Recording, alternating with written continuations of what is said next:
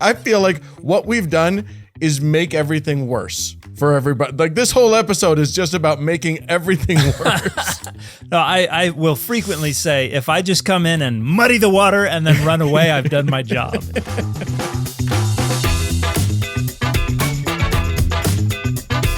Hey everybody, I'm Dan McClellan. And I'm Dan Beecher. And you are listening to the Data Over Dogma podcast, where we increase public access to the academic study of the Bible and religion, and we combat the spread of misinformation about the same. And today, we're going to be focusing on the latter end of that mission statement a little bit, aren't we? Yeah, man. I'm looking forward to this conversation. We're barely, are we even going to talk about the Bible? We might not. We might brush up against it. Yeah. Maybe one or two passages, but that's it. Yeah, so we're doing two "What is that" segments. We're gonna ask some pretty big questions, and they're questions that are sort of increasingly important in today's kind of cultural landscape. I feel like. So we're gonna start with the question of, and this is a big one, what is religion? Because we all think we have a handle on that word, but I think we need to kind of define our terms on that. Yeah. And then the one that I actually feel like I might actually have something to say is we're gonna ask, what's an atheist? So a lot of interesting stuff coming up. Let's just dive right in. Let's do it. What is that? And our first "what is that" is religion. So, yeah, like I said earlier, it almost feels like intuitively we all feel like we have an understanding of that word. Yeah. Until you start to break it down. So why are we asking this question? I think we're asking this question because where the boundaries of the concept of religion are increasingly contested and are becoming increasingly important, not just not on social media and in general social discourse, but even in the law and in the way that our governments function. And in a lot of different ways, it is becoming increasingly important to be able to determine what is and is not a religion. And different countries have different degrees of clarity regarding that. Like there are some countries where there are certain groups that are considered religious groups by the state, the government here, but in other countries they're like, nope, not religious groups, sorry. Right. And so this has far-reaching implications. But you mentioned it seems kind of intuitive that we know what a religion is, and this is common for most words that we see used frequently. If we have a backlog of experiences hearing words being used in reference to certain concepts or items or entities, we just intuitively kind of generate a concept of what that thing is. And so a lot of people, when they try to think about what a religion is, what they're going to do is just retreat into their mind and just try to imagine the imagery, the conceptual field that is evoked by that word, and then try to describe or define that.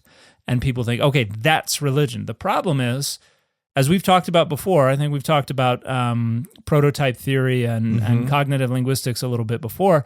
The problem is that that's entirely relative. It's going to be different for every person because we all have different experiences. Right. And so if we try to retreat to this is the conceptual package that is evoked in my mind when I hear that word, great, that doesn't really have any authority outside of your mind. So yeah, it's that definition of I can't remember which senator said the definition of pornography. Well, I don't know how to define it, but I know it when I see it. Sort of thing. Yeah, that's that was a Supreme Court justice, and that's was it? And it actually raises a very good point that you can't define conceptual categories, at least not in a way that is analytical and objective and clear. And this I get flack every time I bring this up. You just can't. It's just an impossibility, and people are like, I can do it. Great. Knock yourself out. You will never succeed. You will convince yourself you've succeeded, but I bring up things like furniture or game, or we could even go to pornography, or right. You go to a lot of different things. And I challenge people to define them, and usually they'll just look in a dictionary, and then they'll come up with something. It's like, okay, great, except for there are a bunch of exceptions to that. Right. That definition ropes in a bunch of things that are never referred to by that term, and it also leaves out a bunch of things that are commonly referred to by that term. Right. And so you have not defined the term, you have just arbitrarily set up boundaries based on this false presupposition that all conceptual categories are reducible to necessary and sufficient features, which is, and please excuse me if I'm getting a little heady, but which is an Aristotelian assumption about typologies, about how categories function.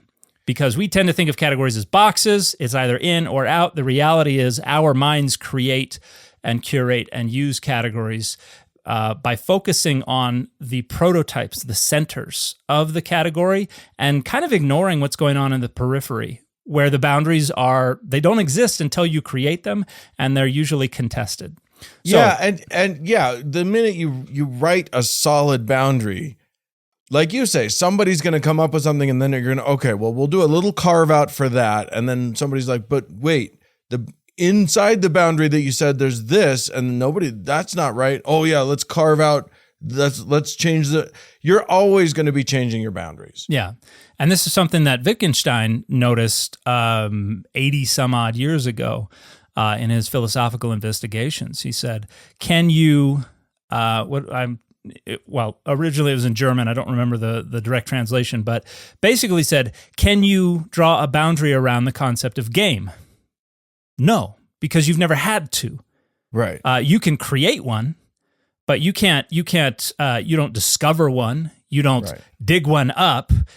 You create one if you need one. But until you need one, you don't need a boundary. And you start asking your question, does it include both board games and baseball? Does it include okay, well it includes that, and it gets bigger and bigger, and then eventually you get to like, does Russian roulette count? And I don't know, that feels not like a game. And basically what we're doing is we're taking all the things that have been given that label, and then we're trying to find features that are shared by all of them and only by all of them.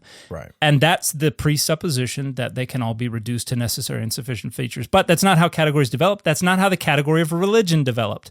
And so when we're talking about religion, this is another thing where we can't define it, and it's not because there's anything wrong with the category. It's not because there's anything special about the category. It's a conceptual category, and it can't be defined. Only it's a lot more critical to a lot of people today to be able to create those boundaries than it is for like the concept of game or furniture.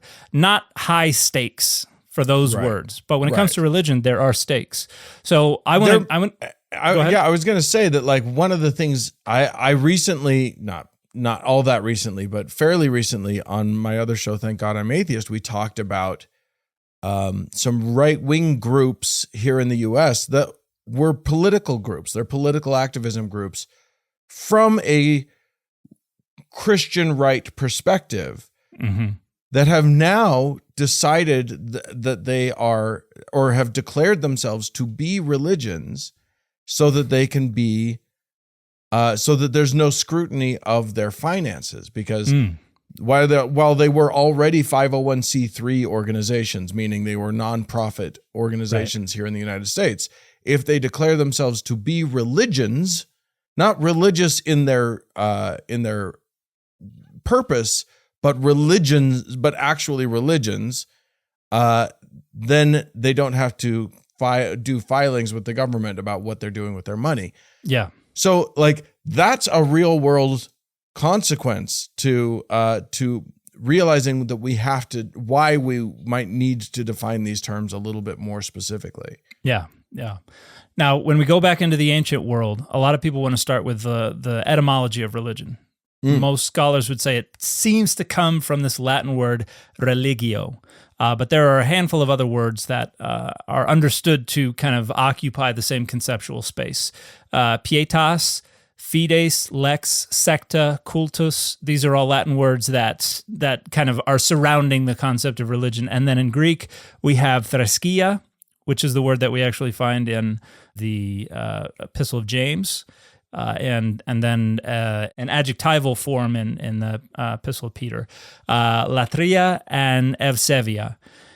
And these have to do with laws or worship or something like that. But religio is the base, most likely, for our English word religion. And so people say, oh, we've got that word in ancient Rome. And it's like, okay, well, let's look at the way that word is used in ancient Rome. We've got a play, a comedy called Curculio, written by Plautus. And there's a part where somebody is explaining, telling a story, and he says he was going to leave. Says, somebody calls me back directly and invites me to dinner. He says, I had religio, so I could not decline. And so how is religio being used here? If you look at the way that religio is used in Latin, it seems to have to do, it's almost like scrupulosity. It's this notion that I feel an obligation to meet a bunch of social standards and expectations in relation to my relationship with other people as well as with God. So it's basically observation of social expectations and standards in relation to people or to God. And so there is it's like I must follow the dictates of my priest and dear Rabbi. Or the guy invites you to dinner and it's like, I've been placed in this situation where I am obligated by my scruples. And if you look this text up, a lot of places will translate religio as scruples. Mm-hmm. And so there are other places where it is used. It seems to be used more in reference to a type of scrupulosity, like I've just got this thing where I've got to do all this stuff because it just has to be done. Right. And it's not necessarily in relation to any kind of God, it's just kind of a scrupulosity. So you have folks like Lucretius, who says that this is a superstition. He kind of equating it with scrupulosity to some degree. For Cicero or Cicero, as he's also known, it was a virtue, and it was contrasted with superstition. And so it's being used to refer to kind of secular ideas as well as things in relation to a deity. And you have one scholar, Ernst Feil, who's kind of done the most comprehensive survey of how this word is used, says that it means the careful and even fearful fulfillment of all that man owes to God or to the gods and also to humanity. And when we get into early Christianity, when Latin is starting to take over from Greek, you have folks like Augustine saying we don't want to refer to following Jesus as a religion because it doesn't necessarily have to do only with our relationship with God. He says, religio is to be observed in dealing with human relationships, affinities, and ties of every sort, not just with our relationship with God. And so he thinks religio is not applicable to Christianity, to the followers of Jesus. That makes sense. So, I mean, for that use of that word, which is a different word than our word religion. Yeah, so that's the Latin from which we get the word religion, but we also have already within Christianity the Latin fathers, quote unquote, who are responsible for developing the use of this word within Christianity. Later on, in Latin and in other languages, they're going to start talking about how Christianity, true religion, is Christianity, but we got a ways to go to get there. When we get into medieval Christianity, this Roman usage is still in vogue, but then you also had an additional sense.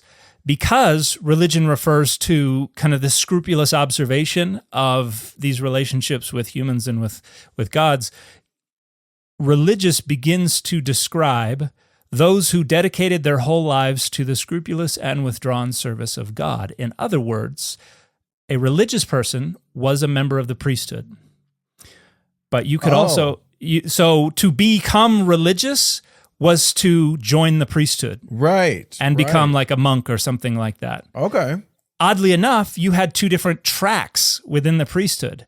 You could become a religious member of the priesthood, or you could become a secular member of the priesthood. Oh. They both referred to the priesthood and being some kind of monk or priest or something like that. In fact, we have a text from Canon 13 from the Fourth Lateran Council. Says, whoever wants to convert to religion should enter one of the already approved orders. So the monastic orders, there are religious and secular monastic orders within medieval and later Christianity. So in this sense, religion is not what we widely understand it to be today. And we have we begin to have religion kind of interiorized and universalized in the 14th and 15th centuries as we have humanist Christians applying Neoplatonic frameworks to Christianity. And a lot of this is coming in reaction to what's going on with the Crusades and with the fighting with Islam and stuff like that. And so two that stand out are Germany's Nicholas of Cusa and Italy's Marsilio Ficino. They were Neoplatonist Christians, and they both talked about religion as something that was innate to everybody. And this is an innovation. Yeah. And one of the reasons they're doing this is because they're seeing Islam and Christianity going to battle. A lot of people are dying. There's conquest. There's property and land changing hands and everything, and they're trying to find a way to kind of harmonize things. They're the why can't we all just get along folks of this time period. And so we have religion as this scrupulous observation of responsibilities towards God. And this is somewhat related to the idea that if you're a member of the priesthood, then you could be a member of a religious monastic order. And so Cusa talks about trying to end violence by suggesting that the different rituals and rites and cultural conventions between Islam and Christianity are reducible to the same religion. He says there was only one religio in a variety of rites. And so he's talking about religion as an interior innate impulse to observe these responsibilities related to God, but it gets shown through a sociocultural filter that's different for Islam than it is for Christianity. So we're getting to an idea that could almost be described by the modern word spiritual or something, where like piety or something like that. There's an innate sort of connection to the divine, and the outward expressions of those things can be different in different in different groups, but the religio itself is this thing that lives inside everybody, and an internal innate kind of pull towards God. And then about 20 years later, we have Ficino describing religio as a universal constant, as natural to humanity as barking is to dogs and neighing is to horses. So it's an intuition. It's one of those things. And so despite the illusion of all kinds of different rites and rituals, he writes in one place, all human opinions, all responses, all customs change except religione. That Interesting. Impulse to God is shared by everyone and is the same. So we're still I will say that my experience is that impulse toward divinity is probably more present in dogs, and barking is just as likely in humans. Yeah. So that would be my quibble with that person, whoever. And we had one dog that never barked, and then we were like, hey, let's get another dog. Barks all the time. So we have a very religious dog, and we basically have an atheist dog. A secular dog, okay. Yeah, and I much prefer the secular dog. Especially when I'm trying to get work done, and the neighbor's dog is out back, who is also very religious. But part of what they're doing is trying to reconfigure our understanding of humanity as a way to overcome the perception of these significant differences. You worship one God, you worship the other God, and so so now we get this notion of religion not only as internal, but now we're starting to loosen it from its cultural moorings. We're loosening it from its manifestation in these rites and practices. And so this is not an enormous leap conceptually, but it sets the stage for the Protestant Reformation. Because one of the things that the Protestant Reformation is all about is trying to dislodge the church from state power. And so if religion is now this innate impulse that is universal and is not directly tied to certain priesthoods, certain rites, certain ordinances, all that kind of stuff, then that means that the Catholic appeal to power and the priesthood and the rites and all that kind of stuff is not fundamental necessary to the practice of religion. And so this developing concept helps the Reformation along by allowing them to generate a new concept of religion as unconnected to priesthood rites and rituals and the material trappings of the Catholic Church, and also the power associated with it, because they thought of, you had this concept of religion and secular. You had it in medieval Christianity with the different monastic orders, but around the time of the Reformation, the religious and the secular were two different arms of the Catholic Church. The religious was the ecclesiastical arm. I'm not 100% sure that I understand what the distinction there is. So the secular would be the police force of the Catholic Church, whereas the religious would be the priesthood of the Catholic Church. Okay. And so, but they both fell under the umbrella of the Catholic Church. Right. And so both would sort of claim a devotion to the religion, to what we would now call the religion. Sorry. Yeah. Yeah. And you have in this time period, you have a tradition about there being 4 laws, and they're called leges or leges. The heathens, the Jews, the Christians, and the Mohammedans is how these texts are generally translated.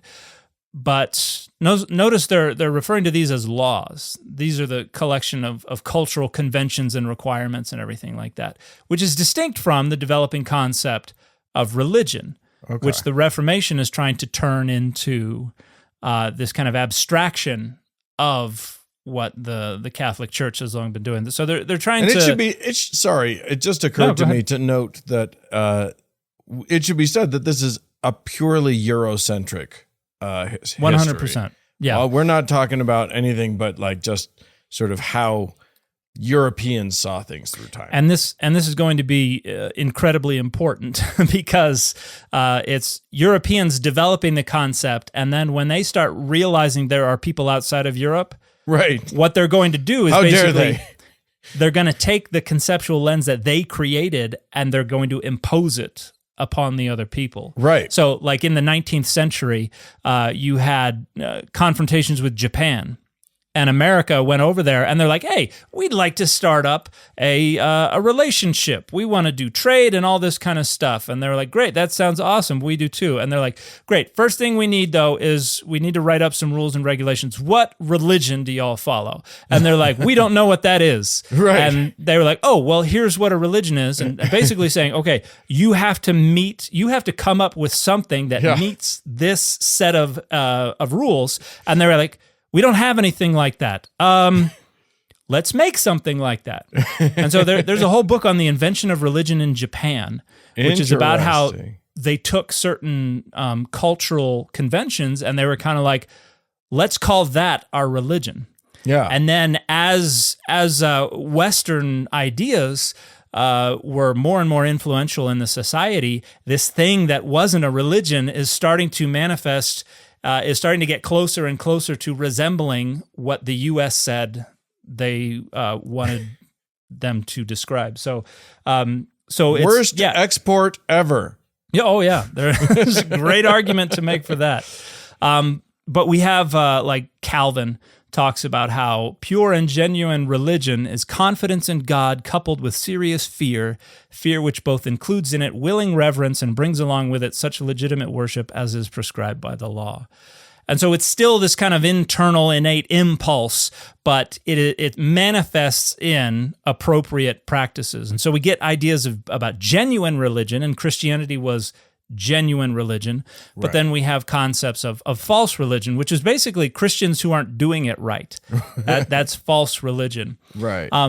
And as we get into the Enlightenment, and deism begins to take up, one of the things that the Enlightenment was really good at was trying to categorize things and describe things. So you had a lot of philosophers, you had a lot of naturalists, you had a lot of scientists going out into the world to put labels on everything and put everything in a box and, collect everything. And Darwin turns this into the theory of evolution. And we have a lot of typologizing and categorization and everything. Yeah. And so Europeans are, again, taking that lens of this is what we think of as religion, and now they're applying it to other societies. And they're expecting to find, because religion is universal and is innate, they need to find it in all of these societies that they come across. Right. And so, as with Japan, so too the Pacific Islands, and so too Asia. And they go in and they go, okay, what's your religion? Don't know what you're talking about. Oh, well, what are your sacred texts? What are your beliefs about God? What are your this, that, and the other? And so we have...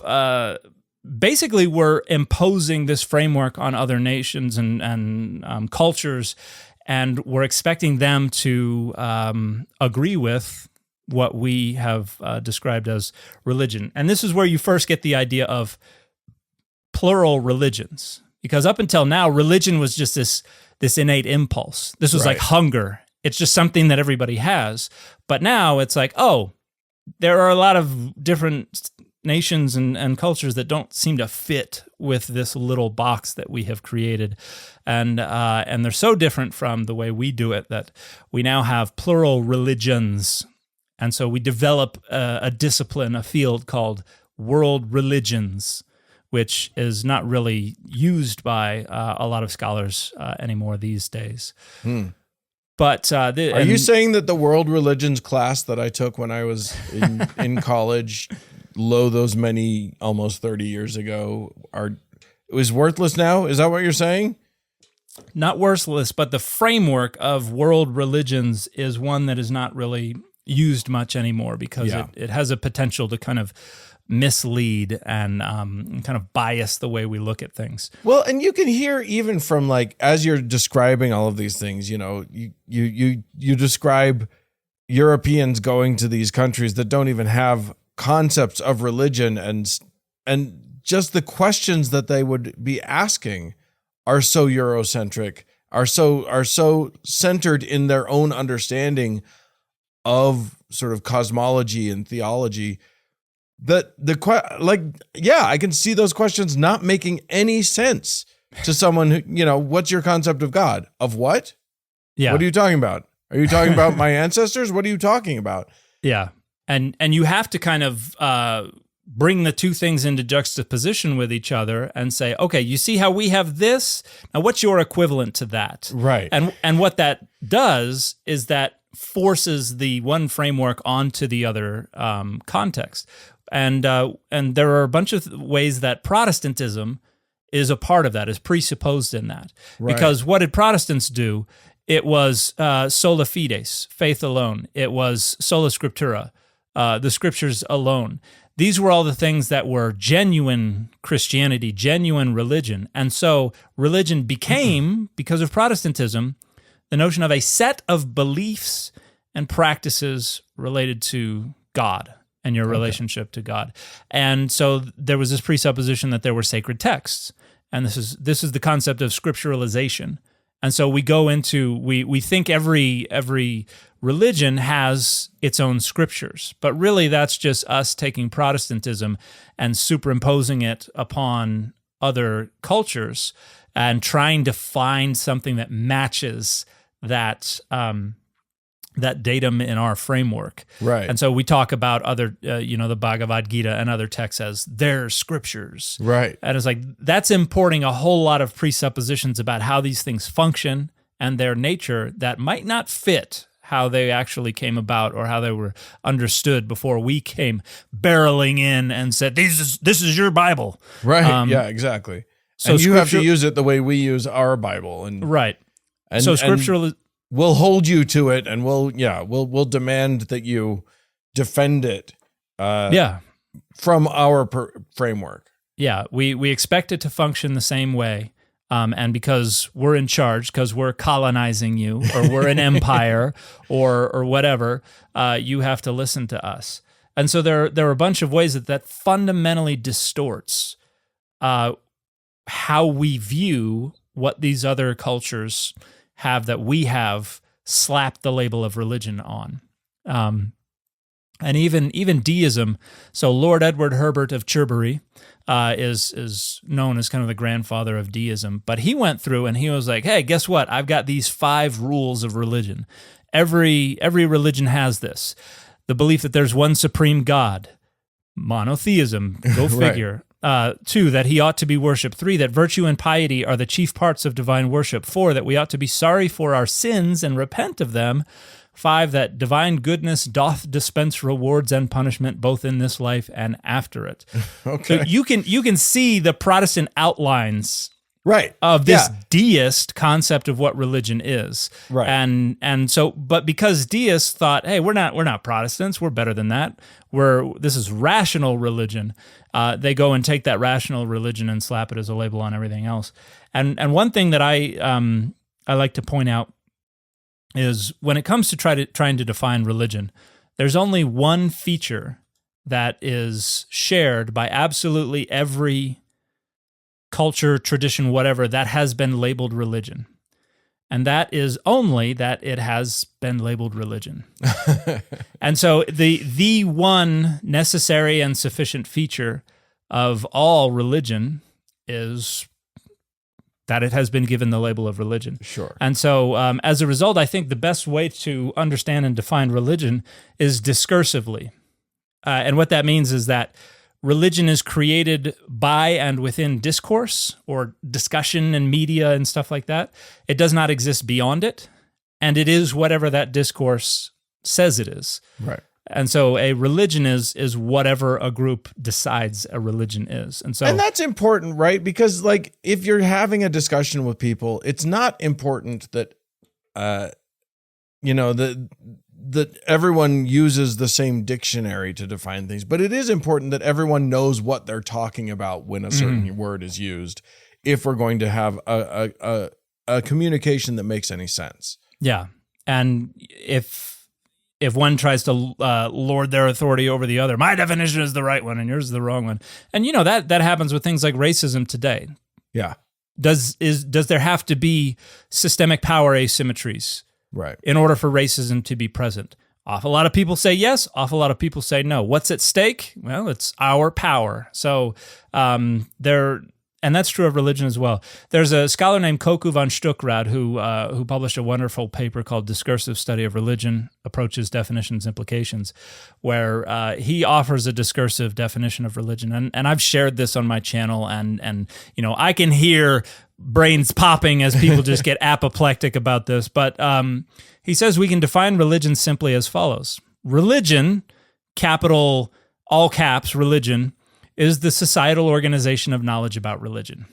Okay. And people are like, you're not allowed to use the word in the definition. It's like, well, discursively you can, because basically what you're saying is religion is whatever the group decides is religion. Yeah. And so it is relative. It is it changes from time to time, from place to place, from group to group. And so there's no one universal definition of religion, which is why I'm fond of telling people you can't define it. But if you do want to define it, you have to define it in a way that preserves the relative nature of the concept. Well, and you're going to have to realize that there are going to be, like, you talked about Sir what's his name's idea of religion. Lord Herbert of Cherbury. Yes. That's what I said. Yeah. And yeah, if you asked a Buddhist to define religion, none of those things that are included in Sir Chervert of Herven in his definition, none of those premises are going to be there. Right. And so anytime you try to draw those lines, somebody else who practices a religion is going to disagree with your definition of a religion. It's kind of like the way people want to draw lines around the word cult, which is, always an inflammatory word. It is not, it's a word that like you can't use without offending somebody. And I think it's fundamentally a pejorative term. Yeah. I think that's the way it's functioning. It's not, I don't think it's an analytically useful term, and a lot of scholars are on the same page there, but continue. I agree with that. I mean, it's just one of those things where it's like at some point for most uses of the word cult just means a religion that I don't like or that I'm scared of. Exactly. Or something. Yeah. So yeah, I mean, I think that's really interesting. And I'm glad that the conclusion is, because like yeah, that's a more useful place to land than just I mean, at very least we're not setting any planting any flags, and we're realizing that like people who do plant flags are doing so in the service of structuring their power. Yeah, because it doesn't serve their interests to recognize that, hey, man, this is all relative, right? Because that's not going to help them much. And one example of how this relates to study of the Bible, people talk about religion in the Bible all the time, and when they do that, they approach it as a question of belief, and belief is primarily a Protestant. It is centered primarily because of Protestantism. Now, Protestantism is what developed our modern Western notion of religion, and so that's why it's central. But there was a book called The Meaning and End of Religion by a scholar named Wilfred Cantwell Smith, and he writes, so characteristic has it been that unsuspecting Westerners have been liable to ask about a religious group other than their own as well, what do they believe, as though this were the primary question, and certainly were a legitimate one. But when we look at these practices elsewhere, they may not have anything to do with belief. It's like, why are you doing this? Because that's what our society does. It's like, well, what do you believe? Doesn't matter. It's what we're doing. Right. And even within Protestantism, a lot of times it's still about behavior. But we've developed a bunch of ways to try to make it about belief. Yeah. If you really believed this, then you would behave this way. It's like, well, that's not how human behavior works. Beliefs and behaviors are not often one is not downstream from the other. Right. And so when we center belief about deity as the necessary and sufficient feature of religion, we're basically saying, how much is it like Protestantism? And right, okay. And there's another scholar, Brent Nongbury, who wrote a book called Before Religion, which is talking about how the concept of religion developed. But he put that in, I don't remember exactly what the words were, but he said, we could very accurately define religion as anything that sufficiently resembles Protestantism. Because that's how the concept developed. Now, I will add one caveat. You mentioned that this is all European, and we're primarily downstream of the European development of this concept. However, medieval Islam also was developing a concept of din that is very, very closely related. And so there's an argument to make that Muslims actually systematized this concept in more or less the way we understand it today, centuries before Protestantism did it. But I think we're more directly connected to the Protestant iteration and manifestation of that concept, and so I think that's more relevant to the discussion for English-speaking Westerners. But Islam certainly has a claim to have developed the concept of religion independently, although I think in some ways it's kind of merged more recently. So what is religion? Whatever a group says it is, and also nothing. And also nothing. Because I say that from time to time as well. There's no such thing as religion. Good luck with not that. Outside of our good luck taking that with you into a conversation. That's just how I throw bombs into things. It's like I got to get going. Hey, guess what? And conversation and then you run away. Yeah. All right, friends. Well, if you are a patron over on our Patreon, then we'll just be moving on to our next segment. If not, you'll be hearing an ad right now, and then after that, we'll be going into another What's That? So, our second What's That is kind of about the opposite of religion. And since we just decided that religion is nothing, then the opposite of nothing is nothing or something. Anyway, I don't know. I think we're probably going to come to a similar point. But there is a lot of talk on my TikTok feed. I don't know about yours. I assume yours as well. About what is or is not properly called an atheist. So I don't know. We haven't really discussed how we're going to dive into this. Do you want to start the conversation? What do you want to do? Yeah, I'm happy to start. I'll make 2 points to start off, and then we'll just see where the night takes us. Okay. The early afternoon. So the first comment I'll make is that the word atheism actually is ancient. Goes back to ancient Greece.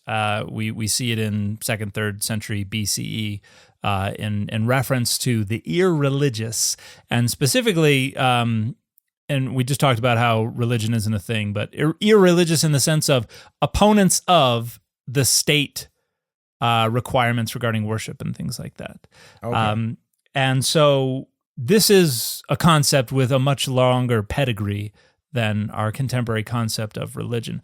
And as a matter of fact, I remember reading that ancient Greeks would accuse Christians of being atheists. They would term Christians to be atheists because they didn't believe in the full pantheon of Greek gods. Yeah. So it generally referred to some kind of opposition to or refusal to engage in the requisite behaviors related to specific deities, and specifically the state-sponsored deities. But and one thing I want to point out is that the term atheist, describing an individual, I think points out that what we're talking about is the behaviors of people, and so atheism and what it means to be an atheist is wrapped up in an identity, and so I want to suggest that atheism fundamentally is about membership in a group and an identity. And the same is true, I think, of religious, when we talk about religious people and the adjective religious, and the concept of Christian, the concept of Jewish, the concept of Muslim. These have historically always been used to refer to people who are representatives of a group, both negatively, so from the outside, people accusing others of being atheists, and internally, people identifying as atheists or identifying with atheism. And I know that's going to rub some folks the wrong way, but I think we're going to get to why I think that is as we get to atheism in the modern world. But yeah, it becomes a tricky thing, right? Because I think that most atheists now, and as we've talked about with religion, the word religion. The word atheism has meant a lot of different things going down through history. And I think that the word, and I think it's still evolving, and I think people want to really nail it down. Yeah. And they do it for the same reason that they want to nail down the word religion. They want it to mean what is most convenient for me. Mm-hmm. And the me, if the me is a Christian who wants to sort of demonize atheism, they're going to have their definition that they hold to very strongly. Yeah. And if it's an atheist who wants to sort of lionize atheism, they're going to have their definition that they hold to very strongly. I would agree with that. And I get accused of being an atheist all the time. And it is an accusation. What a horrible accusation. You must feel terrible. People treat it as an accusation. It's like when people use the word gay as an accusation. Right. It's like I'm not offended by that. I'm offended by you thinking that that's offensive. Yeah. But it's because they want to excise me from their group. Because when I say I'm a Christian, but I've compartmentalized my Christianity over here, right here, I'm just doing scholarship. And Right. they're like, you can't have that. You're an atheist. You're a closet atheist. Right. Because that's the way that they protect their worldview and their understanding of what religion is, what Christianity is. Right. But there's a wonderful book. I mentioned it before we started recording. Tim Whitmarsh published a book called Battling the Gods, Atheism in the Ancient World, which is a great discussion of how the concept of atheism seems to have developed anciently. And a lot of it has to do with the fact that within the law, within culture, within philosophy, within a lot of things, as people are trying to analyze things and find origins and reasons and explanations for all kinds of stuff, including history. Historians are often trying to figure out why things happened. Between like the 6th and the 4th centuries BCE, a lot of Greek thinkers started moving away from the God did it explanation and started coming up with more humanistic, more rational explanations for, why some general did what they did or why a battle turned out the way it did. So like Herodotus is one of the folks that Whitmarsh talks about coming up with explanations that don't punt to, this was the gods responsible for all of this. And so this later down the road would turn into kind of, we don't need the gods to explain stuff anymore because we have better explanations.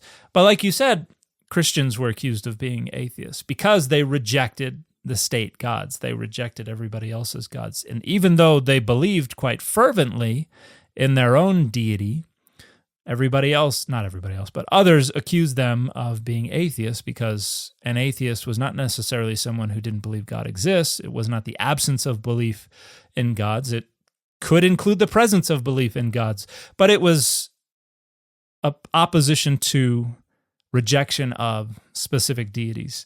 Right. And then as we get into the medieval period and into the modern period, you see it being used. It kind of gets appropriated by folks who were rejecting the existence of other gods, and it begins to be taken up as an identity for those people from the accusation. So that's you defang the accusation by adopting the identity. And then we get into the modern world. It begins to be used primarily as a reference to anti-theism, rejection of the existence of gods. And then the one I wanted to get your thoughts on, and the one that I've seen, I want to say, like, it really starts to ramp up post 9/11. That's when I begin to see it popping up the most. The idea that it's just the absence of belief in deity.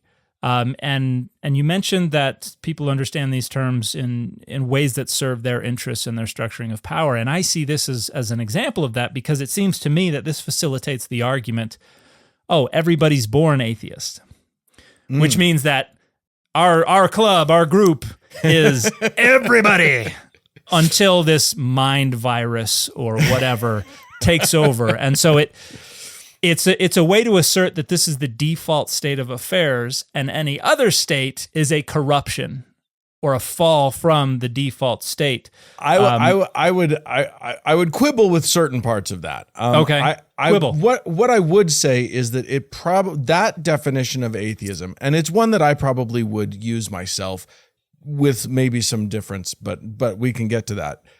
But my idea is, I think that what happened was, towards the end of the 19th century and into the 20th century, there became a lot of question in the philosophical world about like, how do we ask the questions about God and about whether there exists a God.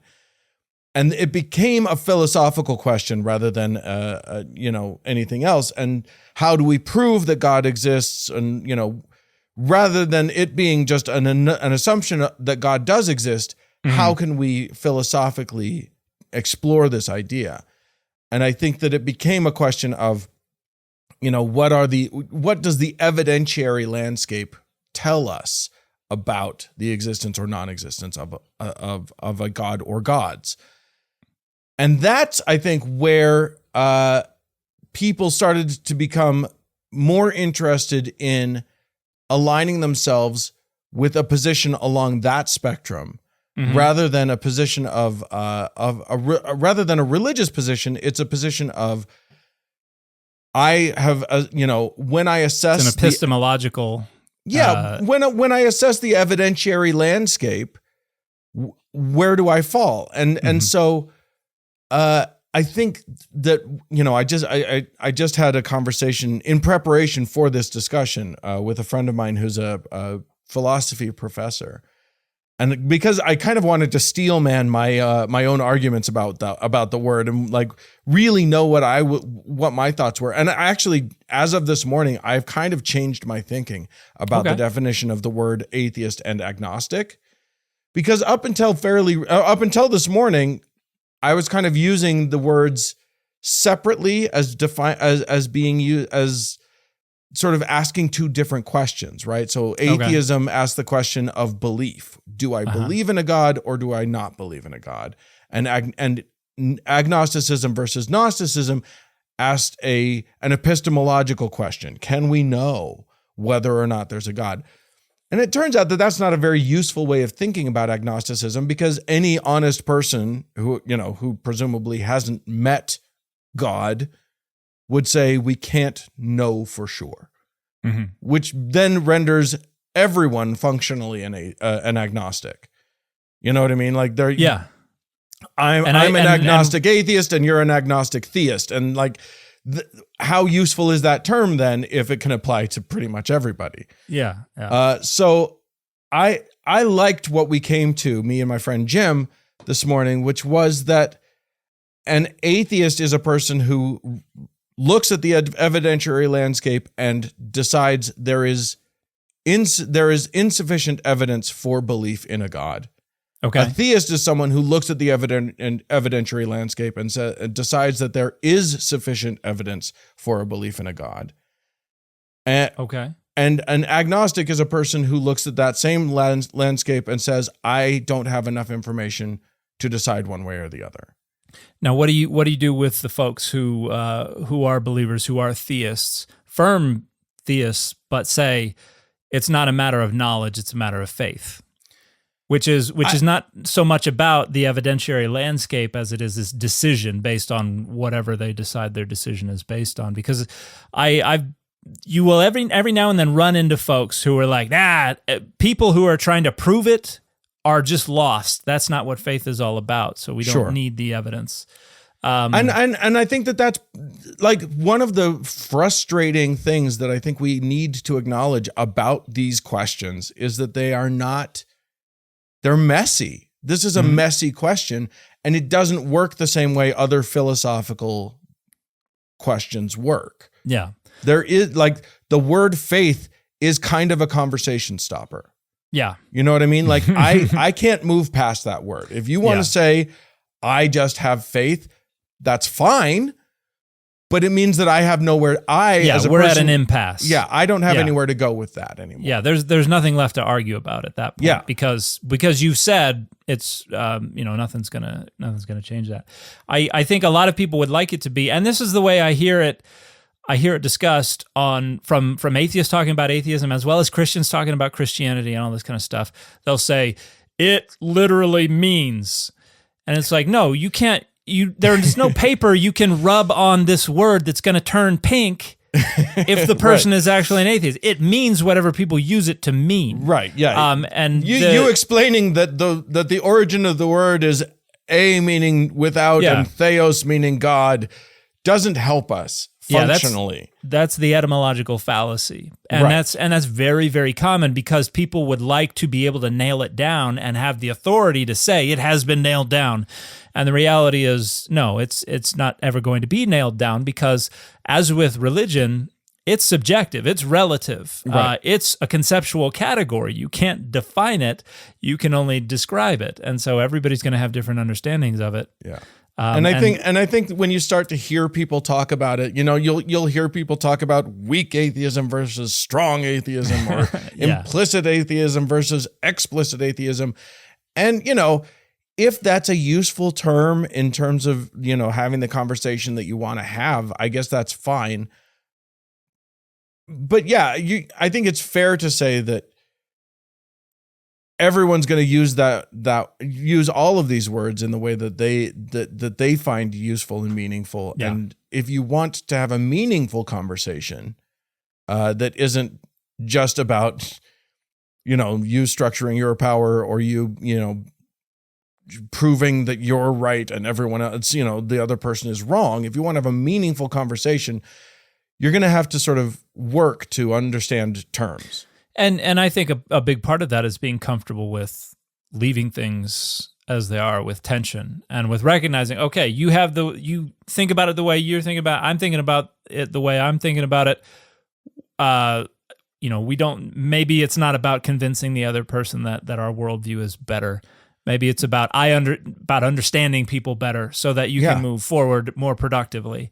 Well, and different ways of thinking about it will be more useful in certain conversations than others. So, for instance, my definition that I proposed is useful in a philosophical context. Mm-hmm. But as you point out, it's not useful. The second someone says, I'm not. I would say the person that you propose who says it's just faith, I would say that they are still using evidences. They like most people when they talk about their faith say, my faith comes from the fact that I had this very potent experience when I was reading the book, or my grandmother was dying and I prayed and she revived, and or any number of experiences or ideas that I say are part of the evidence that they are using to support their theist assertions. But maybe that's not totally fair. As you say, it may, like, we're in the mystical. The beliefs can be sort of outside of the realm of, once we get into a subjective thing that cannot be, you can't be exported to other humans. Yeah. Your personal experience that you had reading the Bible might be deep and important to you, and the thing that your faith is based on, it's worthless to me. Yeah. And so like I say, that's a bit of a conversation stopper if we're going to argue about whether or not God exists. If it's about somebody trying to win, then yeah, that's frequently not going to be successful. Two things that I wanted to point out. One, I think a fascinating observation. Pew Research does a study, a religious landscape study every few years, right? And it's always fascinating because they have one of their questions is about belief in God, and they ask a bunch of different people.